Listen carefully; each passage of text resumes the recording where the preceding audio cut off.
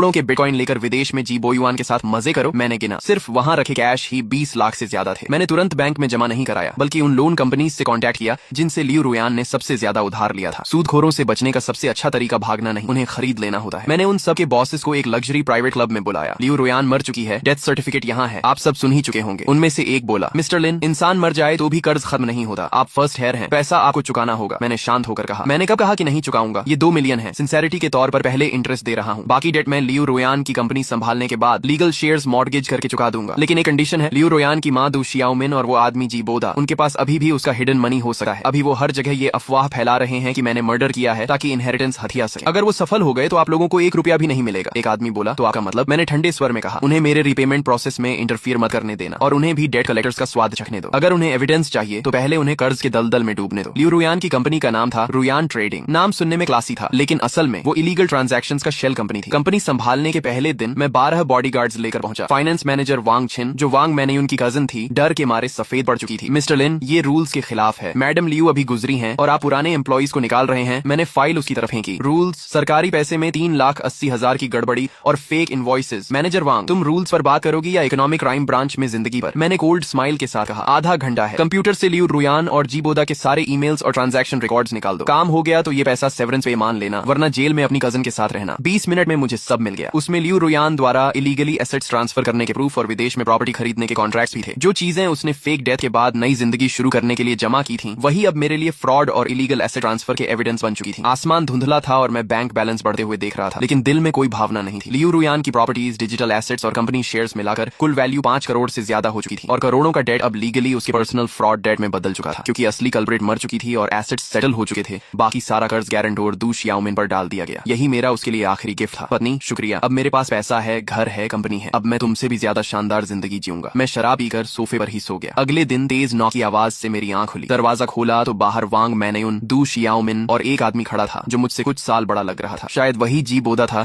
जिसे मैंने पिछले जन्म में देखा था। उसके हाथ में 6-7 साल का एक लड़का था जिसकी शक्ल लियू रुयान से मिलती थी, तो ये उनका इलेजिटिमेट सन था। इसी वजह से शादी के बाद वो कभी बचा नहीं चाहती थी। तीनों की आंखों के नीचे काले घेरे थे और पीछे कुछ पुलिस ऑफिसर्स खड़े थे। दू शियाओमिन चिल्लाई, ऑफिसर, यही आदमी है जिसने मेरी बेटी को जिंदा जला दिया, इसे पकड़ो और इसे भी फर्नेस में झोंक दो। मुझे पहले से अंदाजा था कि ये ड्रामा होगा, बस इतना जल्दी होगा ये नहीं सोचा था। मैंने हेल्पलेस बनते हुए लंबी सांस ली और डेथ सर्टिफिकेट निकालकर बोला, ऑफिसर, ये मेरी पत्नी का डेथ सर्टिफिकेट है। मेरी सास उसकी मौत सह नहीं पा रही है, शायद मेंटली अनस्टेबल हो गई है। फिर मैंने दुखी चेहरा बनाकर कहा, मेरी और मेरी पत्नी की शादी को 3 साल हुए थे, हम एक दूसरे से बहुत प्यार करते थे। मैं नहीं चाहता था कि उसकी बॉडी सड़ जाए, इसलिए मैंने तुरंत क्रीमेशन करा दिया। क्या इसमें मेरी गलती है? दू शियाओमिन गुस्से से कांपते हुए बोली, बकवास, मेरी बेटी तुम जैसे निकम्मे आदमी से नफरत करती थी। अगर उस समय बोदा डिवोर्स ले सका तो रुयान तुमसे कभी शादी नहीं करती। तुमने जानबूझकर जल्दी क्रीमेशन करवाई ताकि उसकी कंपनी और इनहेरिटेंस हथिया सको। मैंने कंपनी वालों से कंफर्म किया है। मैंने आंखें लाल करते हुए कहा, माँ, आप मुझे गाली दे सकती हैं, लेकिन हमारा प्यार सच था। अगर प्यार नहीं होता तो वो मुझे फर्स्ट हेयर क्यों बनाती? और आप लोग कह रहे हैं कि वो जिंदा थी, तो क्या इतना बड़ा हॉस्पिटल ये नहीं पहचान सका कि कोई इंसान जिंदा है या मर चुका? मैन्यून ने खुद मुझे बताया था कि रुयान ब्रेन डेड थी और उसका दिल भी रुक चुका था। कौन जिंदा इंसान ऐसा होता है? दू शियाओमिन तुरंत वांग मैन्यून की तरफ देखने लगी, लेकिन वांग मैन्यून सिर्फ सिर झुकाकर खड़ी रही। अगर वो अब मान लेती कि डेथ सर्टिफिकेट फेक था तो सीधा क्रिमिनल केस बन जाता, इसलिए उसने चुप रहना ही बेहतर समझा और माहौल पूरी तरह डेडलॉक में बदल गया। शिबोदा ने धीरे से डू शियाओमिन का स्लीव पकड़ लिया। डू शियाओमिन चुप हो गई और गहरी सांस लेकर बोली, रुयन सच में मरी नहीं है, मैं रुयन का बॉयफ्रेंड हूँ। सालों पहले मिसअंडरस्टैंडिंग की वजह से हमारा ब्रेकअप हो गया था, फिर गुस्से में उसने तुमसे शादी कर ली। इस साल मेरा डिवोर्स हो गया तो मैं अपने बच्चे के साथ रुयन को ढूंढने आया। रुयन भी जानती थी कि वो आज भी मुझसे प्यार करती है, इसलिए वो फेक डेथ करके तुम्हें छोड़ना चाहती थी, लेकिन हमने कभी नहीं सोचा था कि तुम सच में उसका क्रीमेशन कर दोगे। लेकिन तुम रुयन को गलत मत समझना, उसने ये सब सिर्फ तुम्हें हर्ट न करने के लिए किया था। वो बहुत काइंड वुमन थी। अब रुयन नहीं रही तो हम बस चाहते हैं कि तुम इस बच्चे को एक्सेप्ट कर लो ताकि इसे इसका लीगल इनहेरिटेंस मिल सके। मैंने पानी का एक SIP लिया और फिर डू शियाओमिन की टोन कॉपी करते हुए कहा, तुम बकवास कर रही हो माँ, मुझे पता है तुम्हारी और रुयन की रिलेशनशिप कभी अच्छी नहीं थी। मरने से पहले रुयन ने अपनी विल में तुम्हारे लिए एक पैसा तक नहीं छोड़ा, इसलिए अब तुम पता नहीं कहां से एक बच्चा लेकर आई हो और रुयन पर झूठा इल्जाम लगाकर उसकी प्रॉपर्टी हथियाना चाहती हो। सही कहा ना? डू शियाओमिन गुस्से से लगभग फट पड़ी, लेकिन पैसों के लिए खुद को कंट्रोल करते हुए बोली, तुम झूठ बोल रहे हो, मेरी और रुयान की रिलेशनशिप बहुत अच्छी थी। ये बच्चा सच में रुयान का ही है, मुझे सब पता है। मैंने तुरंत लियू रुयान की विल बाहर निकाली और कहा, माँ, अगर तुम्हारा रिश्ता इतना अच्छा था तो इस विल में तुम्हारा नाम तक क्यों नहीं है? सारी प्रॉपर्टी सिर्फ मेरे नाम क्यों है? डू शियाओमिन के पास कोई जवाब नहीं था। जीबोदा भी चुप खड़ा था क्योंकि वो खुलकर ये नहीं कह सकता था कि लियू रुयान ने मेरे नाम प्रॉपर्टी सिर्फ इसलिए छोड़ी थी ताकि सारे डेट्स मेरे सिर आ जाएं। मैंने उसके पीछे खड़े बच्चे की तरफ देखा और मन ही मन हंस पड़ा। अब समझ आया कि 3 साल तक परफेक्ट वाइफ बनने का ड्रामा अचानक क्यों बंद हो गया। असल में उसका फर्स्ट लव और बेटा वापस आ चुका था, लेकिन मुझे दुख नहीं हुआ क्योंकि मैं एक बार मर चुका था। मैंने शांत होकर कहा, अगर तुम बोल रहे रहे हो कि ये बच्चा रुयान का है तो प्रूफ दिखाओ, जैसे लीगली अप्रूव्ड डीएनए टेस्ट या बर्थ सर्टिफिकेट। जिबोदा और दू शाओमिन दोनों एक साथ बोले, कोई डीएनए टेस्ट नहीं है, बच्चा घर पर पैदा हुआ था इसलिए बर्थ सर्टिफिकेट भी नहीं है, लेकिन बच्चा रुयन का ही है। मैंने पुलिस की तरफ देखकर कहा, ऑफिसर अब आपको समझ आ गया ना, इन्हें पता है कि मेरी वाइफ का क्रीमेशन हो चुका है, इसलिए ये लोग एक बच्चा लेकर इनहेरिटेंस मांगने आ गए हैं, ऊपर से मुझे मर्डरर भी बोल रहे हैं, लेकिन इनकी बातों में खुद कॉन्ट्रडिक्शन है। डू शाओमिन जल्दी से बोली, मैं बच्चे के साथ डीएनए टेस्ट करवा सकती हूँ, अगर मैं उसकी ग्रैंडमदर निकली तो इससे साबित नहीं होगा कि वो रुयन का बच्चा है। पुलिस ऑफिसर ने सिर हिलाया, नहीं ऐसे प्रूव नहीं होता, इससे सिर्फ ये साबित होगा कि आपका बच्चे से ब्लड रिलेशन है, लेकिन आपका और लियू रुयान का रिलेशन ऑफिशियली प्रूव नहीं होता, और अगर हो भी जाए फिर भी ये कंफर्म नहीं होगा कि लियू रुयान आपकी अकेली बेटी थी। मैं मन ही मन हंस पड़ा। असल में मैं लियू रुयान का जल्दी क्रीमेशन करवाना ही इसलिए चाहता था क्योंकि मुझे इसी सिचुएशन का डर था, और अब सच में वही हो रहा था। डू शाओमिन और जिबोदा ने एक दूसरे की तरफ देखा, फिर जिबोदा दांत भींचकर बोला, बच्चा किसका है वो मैटर नहीं करता, लेकिन रुयान सच में जिंदा थी और इसी ने रुयान को जलवा दिया। ये मर्डरर है, इसे इनहेरिटेंस नहीं मिलना चाहिए। उसकी बात टेक्निकली सही थी, लेकिन पहले उसे ये प्रूव करना था कि मैं मर्डरर हूँ। मैं अचानक वांग मन्युन की तरफ मुड़ा और कहा, मन्युन अब तुम बताओ, रुयन जिंदा है या मर चुकी है? तुम डॉक्टर हो, तुम्हारा फैमिली भी है, सोच समझकर जवाब देना। शायद तुम्हें याद ना हो, लेकिन मुझे सब याद है। जब क्रीमेशन फर्नेस स्टार्ट होने वाला था तब तुम और माँ दोनों ने बटन दबाने से मुझे रोका था। अगर रुयन सच में जिंदा थी तो फिर तुम दोनों ही मर्डरर हुए ना। मैंने उनके रोकने वाले एक्शन को जानबूझकर मर्डर अटेम्प्ट की तरह पेश किया। डू शाओमिन अभी तुम बकवास कर रहे हो बोलने ही वाली थी कि तभी वांग मन्युन ने दांत भींचकर कहा, रुयन दीदी सच में मर चुकी है। मैंने राहत की सांस ली, लेकिन तभी जिबोदा ने अपना फोन उठा लिया और कहा, मुझे पहले से पता था कि तुम लोग झूठ बोलोगे, इसलिए मैं प्रूफ लेकर आया हूँ। उसने फोन में वीडियो चला दी। वीडियो में जिबोदा, लियू रुयान, वांग मन्युन और डू शाओमिन चारों सोफा पर बैठकर फेक डेथ का प्लान डिस्कस कर रहे थे। फोन से लियू रुयान की आवाज आई, उस वक्त मैं एनेस्थीसिया ले लूंगी, फिर तुम किसी तरह मेरे हस्बैंड को बेहोश कर देना, उसके बाद उसे बोल देना कि मेरा क्रीमेशन हो चुका है, काम हो जाने के बाद मैं तुम्हें 10 लाख दूंगी। लेकिन वीडियो अधूरी थी, उसमें वो प्राइवेट डिस्कशन नहीं था जिसमें ये लोग मेरे ऊपर डेट्स डालने की प्लानिंग कर रहे थे। वांग मान्युन नीचे बैठ गई, उसे समझ ही नहीं आ रहा था कि खुद को कैसे बचाए। वह घबरा कर बोली, मुझे सच में कुछ नहीं पता था। ऐसा लगा जैसे जिबोदा ने राहत की सांस ली हो। उसने कहा, मैंने तुमसे झूठ नहीं बोला, सच में तुमने ही रुयान को मारा है, इसलिए तुम्हें जेल जाना चाहिए और उसकी सारी प्रॉपर्टी आंटी की होनी चाहिए। मैं शॉक होने का नाटक करते हुए चुप रहा। थोड़ा इमोशंस बनाने के बाद मैंने बेहद दुखी आवाज में कहा, ऑफिसर मैं रिपोर्ट दर्ज करवाना चाहता हूँ। इन तीनों ने जानबूझकर मेरी पत्नी की फेक डेथ प्लान की और मुझे कुछ नहीं बताया। उस समय मैं दुख में टूट चुका था, इसलिए मुझे समझ ही नहीं आया कि मेरी पत्नी सच में मरी नहीं थी। ये दोनों जानते थे कि मैं अपनी पत्नी के ऑर्गन्स डोनेट करने वाला हूँ और उसका क्रीमेशन करवाने वाला हूँ, लेकिन इन्होंने जानबूझकर मुझे सच नहीं बताया। इन लोगों ने ही जानबूझकर मुझे मेरी पत्नी का क्रीमेशन करवाने पर मजबूर किया ताकि बाद में ये लोग किसी बच्चे को लेकर आएं और प्रॉपर्टी हड़प सके। मेरी पत्नी मर चुकी थी, इसलिए मैंने नॉर्मल प्रोसीजर के हिसाब से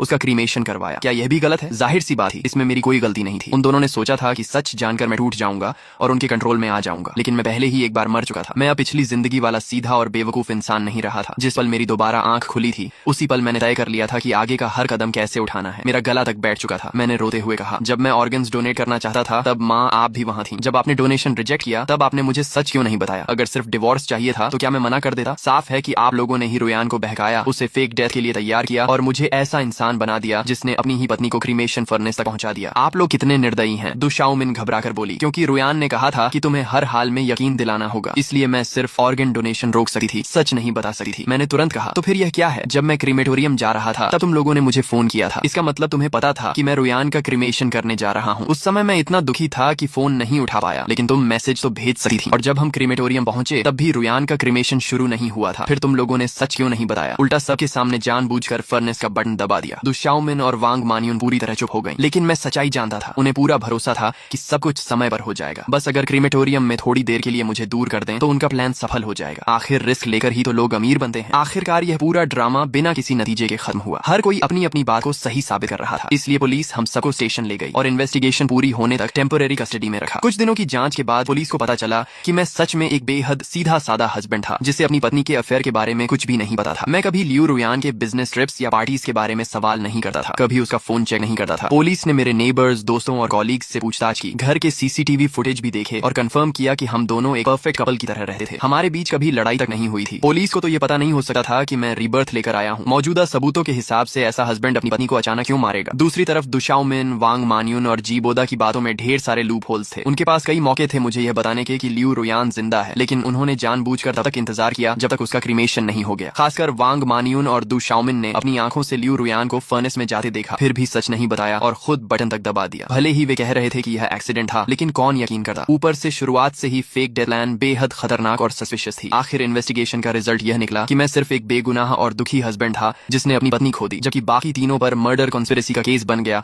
और उन्हें जेल भेज दिया गया बेल पर बाहर आने के बाद भी डू शाओमिन और जिबोदा माने नहीं। वे बार बार लोगों को मेरे पास ट्रबल ट्रबल करने भेजते रहे। पहले मैंने सोसाइटी मैनेजमेंट से कंप्लेंट की, फिर पुलिस से, लेकिन वे लोग जों की तरह पीछे पड़े रहे। आखिरकार मैंने लियू रुयान की प्रॉपर्टी से 100 बॉडीगार्ड्स हायर कर लिए और उन्हें साफ आदेश दिया, अगर कोई फिर ट्रबल करने आए तो इन दोनों को छोड़कर बाकी सबको इतना मारो कि हॉस्पिटल पहुंच जाएं। ज्यादा से ज्यादा कॉम्पेंसेशन ही तो देना पड़ेगा। इसके बाद दु शाओमिन और जी बोदा तो बच गए, लेकिन जिन लोगों को वे भड़का कर लाते थे उनकी हालत खराब हो गई। हॉस्पिटल का पूरा महीने का KPI उन्हीं लोगों से भर गया। आखिरकार कोई भी उनके लिए लड़ने को तैयार नहीं हुआ। दोनों बस गुस्से में मुझे घूरते रहते और मैं उनके सामने लग्जरी लाइफ एंजॉय करता। शैंपेन, एक्सपेंसिव कार्स, खूबसूरत लड़कियां। मैंने पिछली जिंदगी की हर कमी पूरी कर ली। ये सब देकर दु शाओमिन और जी बोदा जल भुनकर पागल हो गए। आखिर 3 महीने बाद कोर्ट का फैसला आया। तीनों मर्डर कंस्पिरेसी में गिल्टी पाए गए और उन्हें उम्र कैद की सजा सुनाई गई। जब पुलिस अरेस्ट वारंट लेकर पहुंची तो दु शाओमिन ने वहीं सुसाइड ड्रामा शुरू कर दिया। वह बैल्कनी पर चढ़कर जंप करने की धमकी देने लगी। वह चिल्ला रही थी कि मैंने अपनी पत्नी को मारा है, मैं जानवर से भी बदतर हूँ, पुलिस कानून का गलत इस्तेमाल कर रही है। नीचे क्राउड बढ़ता जा रहा था। दु शाओमिन को लगा कि लोग उसकी साइड लेंगे। वह रो रोकर इमोशनल स्पीच देने लगी, लेकिन करीब 1 घंटे बाद नीचे से किसी ने चिल्लाकर कहा, कूदना है तो कूद, ड्रामा मत कर, हमारा टाइम वेस्ट मत कर। ये सुनते ही दु शाओमिन गुस्से से उछली, लेकिन उसका पैर फिसल गया और वह सीधे नीचे गिर गई। तो आखिरकार लालच, झूठ और फेक डेथ के इस खेल का अंत हो ही गया। जिसने दूसरों के लिए जाल बिछाया,